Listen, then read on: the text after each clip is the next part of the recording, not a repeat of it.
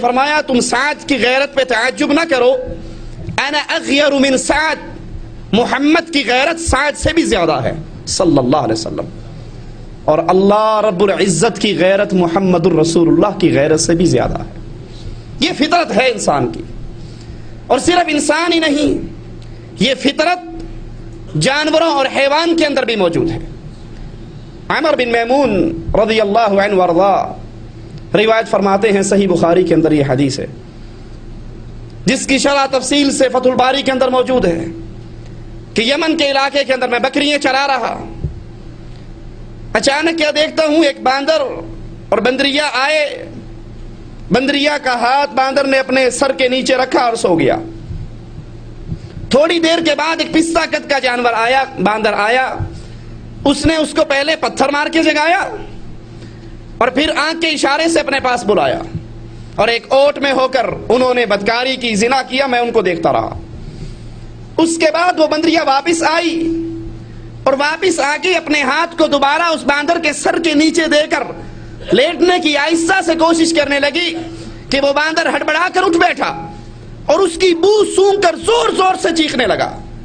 اس کی چیخ و پکار کو سن کر قرب و جوار سے کئی باندر اکٹھے ہو گئے اور اس کی طرف اشارہ کر رہا ہے، چیخ رہا ہے۔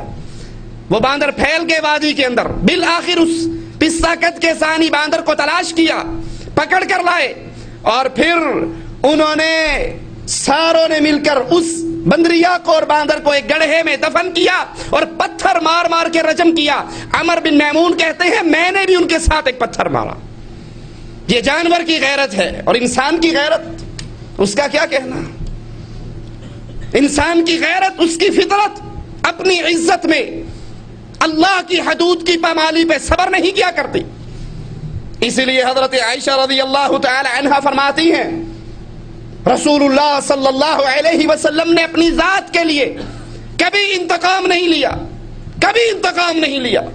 طائف والوں نے پتھر مارے، طائف والوں نے آپ کو مار مار کر لہو لہان کر دیا، فرشتوں نے آ کر کہا اجازت دیجئے ان پہاڑوں کو اٹھا کر اس بستی کو پیس ڈالیں۔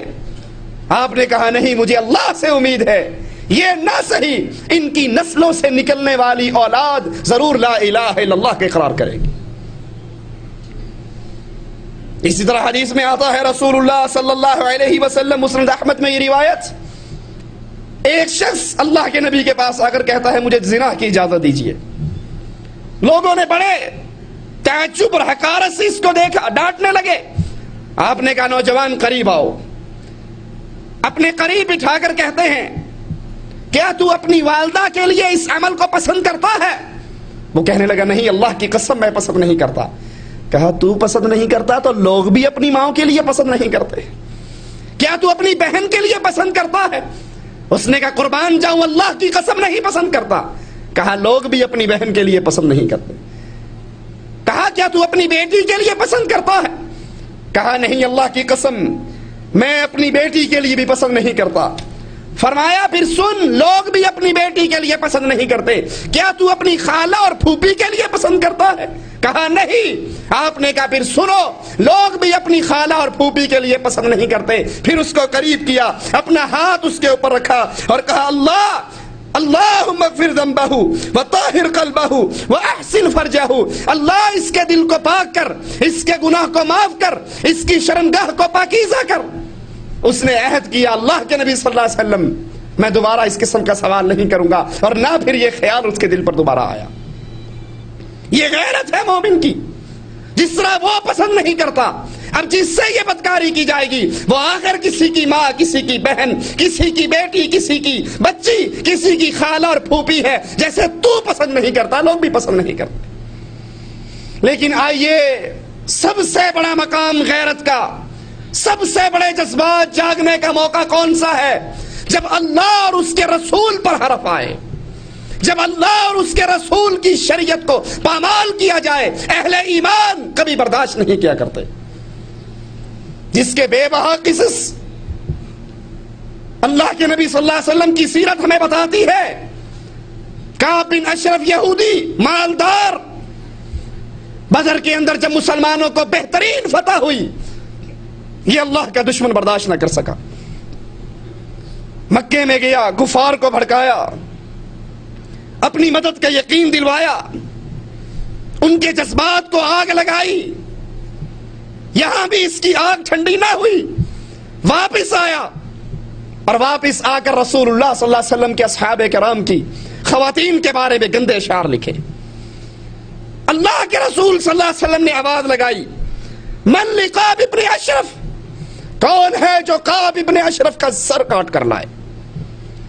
کیوں؟ اس کا جرم کیا ہے؟ فَإِنَّهُ آذَى اللَّهَ وَرَسُولَهُ، اس ظالم نے اللہ اور اس کے رسول کو تکلیف دی ہے۔ مومن اہل ایمان اللہ اور اس کے رسول کی توہین پر، شریعت اسلام کی توہین پر صبر نہیں کیا کرتے، خاموش نہیں ہوا کرتے، اور جو اللہ کی شریعت کی توہین پہ خاموش ہو جائے وہ غیرت مند نہیں، بے غیرت ہوا کرتا۔ اسی لیے رسول اللہ صلی اللہ علیہ وسلم نے فرمایا تھا دیوس اللہ کی جنت میں نہیں جا سکتا، دیوس اللہ کی جنت میں نہیں جائے گا۔ دیوس کون ہے؟ جو اپنے ماتحت، اپنے اہل و عیال کے اندر بدکاری دیکھے، برائی دیکھے، بے حیائی دیکھے، پھر آنکھوں پہ پردہ باندھ لے، کوئی بات نہیں جی کیا کریں، بیگم ہے نہیں مانتی نا، صحیح، یہ دیوس ہے، اور دیوس اللہ کی جنت میں نہیں جائے گا۔ محمد بن مسلمہ کھڑے ہوئے، ابو نائلہ کھڑے ہوئے، کہا اللہ کے نبی اجازت دیجئے، ہم اس ظالم کا سر کاٹ کر لاتے ہیں۔ لیکن اے نبی اللہ، آپ سے اجازت مانگتے ہیں، ہمیں کچھ الفاظ اپنے بارے میں کہنے کی بھی اجازت دیجئے، کہیں یہ نہ ہو ہم کچھ جملے کہہ کر ایمان سے ہاتھ دھو بیٹھیں، آپ کے بارے میں کچھ کہنا پڑے گا، پھر جا کر بات بنے گی۔ آپ نے اجازت دے دی، محمد بن مسلمہ پہنچے، اس کو ملے اور کہنے لگے یہ جو نیا نبی آیا ہے ہم تو تنگ آ گئے، کبھی چندہ مانگتا ہے، کبھی صدقہ مانگتا ہے، کبھی خیرات مانگتا ہے۔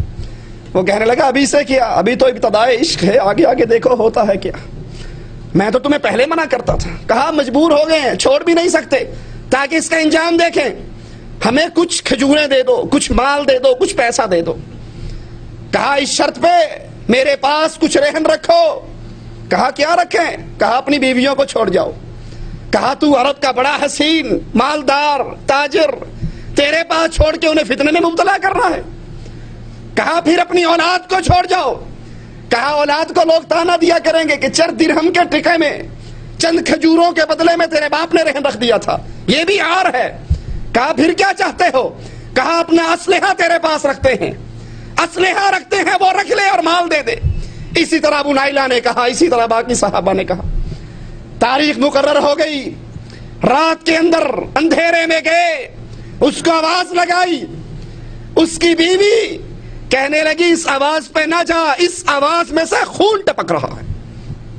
کہا یہ بلانے والا تو میرا رضائی بھائی ہے اور میرا اس سے عہد ہے، مجھے جانے دو۔ باہر نکلتے ہیں، یہ خوشبوؤں سے نہایا ہوا، اس کے سر کو پکڑ کے خوشبو لیتے ہیں اور کہتے ہیں واہ کیا کمال کی خوشبو لگائی ہے۔ وہ کہنے لگا تو نہیں جانتا، عرب کی سب سے بہترین خوشبو والی عورت آج میرے پاس ہے، وہ میری بیوی ہے۔ پھر اس کے سر کو پکڑتے ہیں، پھر تھوڑی دیر بعد اس کے سر کو پکڑتے ہیں اور آخری مرتبہ اسے اپنے قلعے سے دور لا کے اس کے سر کو قابو کرتے ہیں اور اپنے ساتھیوں سے کہتے ہیں لو اسے اللہ کے دشمن کو کاٹ ڈالو۔ تلواریں بلند ہوتی ہیں، اللہ کا یہ دشمن، رسول اللہ کا دشمن، مسلمانوں کی غیرت کا دشمن، مسلمانوں کی عورتوں پہ کلام کرنے والا، تلواریں بلند ہوتی ہیں اور اس کی گردن کو کاٹ ڈالیں۔